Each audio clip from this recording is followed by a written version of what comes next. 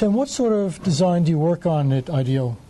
Well, these days, the idea of applying design to the world around us has expanded a lot. So while today we do work on some of the latest medical technology that we see turning up in operating theaters and hospitals and people's homes, or in computer products and transportation products, we're equally working on the design of new education systems, for instance, or helping the current government, the US government, with the design of the healthcare exchanges that we're all about to start experiencing over the next couple of years. When you say design, do you mean the back end, the part that's under the hood, so to speak? No, the front end of what it's like when you're going to go online and you're going to be able to compare a whole series of the user interface. In other words. That's a user interface. A whole series of different health insurance offerings, and figure out what's right for you. Can you give me some examples of some of the things your company has designed?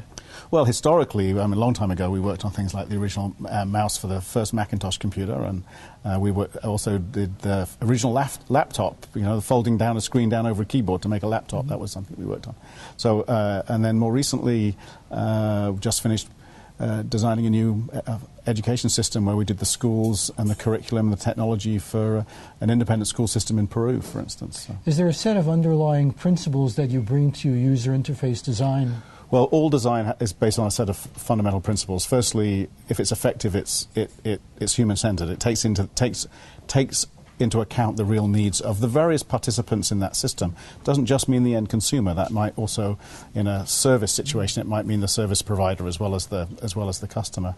So it's based on a knowledge of people. So you have to be able to go out and watch people and understand the way they behave in order to design something suitable for them. Now, is it a matter of understanding what people want, or is it a matter of changing what people want? It's a very delicate balance between want and need, right? And sort of trying to peel away what we might call latent needs, the things that people don't yet know that they need, or at least don't yet know that they want. And many of the most successful products seem to tap into needs we didn't even know we had. So it's quite a delicate balance, and just simply asking people for what you want, which, as Henry Ford said, if I'd given people what they wanted, I'd have given them a faster horse. Is there some type of design project that you've never had the opportunity to do yet, but you would really love to?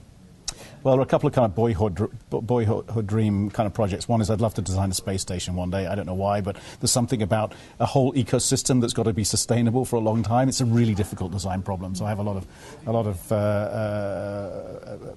appreciation for the folks at NASA and places like that to do that. No, almost any design problem is interesting if you think about it creatively enough. It's one of the reasons why, as a designer, we tend to spend as much time thinking about what the right question is as we do thinking about the answer. So is this basically trying to enhance people's lives, giving them a better experience? I think there are all kinds of things we try to do through design. Sometimes we're trying to make people's lives more convenient. Sometimes we're trying to make them simpler. Sometimes we're trying to make them richer, somehow give them qualities of experience they didn't have before. Sometimes we're trying to help them learn things. I mean, there are many what I think of as fundamental needs we have as human beings that good design tries to address. Now, what do you hope to get out of this conference? Well, I mean, there's a couple of things. Firstly, we're involved in the business of innovation, and I'm interested in the relationship between what we do and the ultimate impact it has on the world. I'm only interested in being a designer because I want to have a positive impact in the world, and one element of that is, do we help create a better society? Do we help create better jobs for people? So there are insights here that I'm getting. But the other piece of it is we're very interested in education. We do a lot of work in education.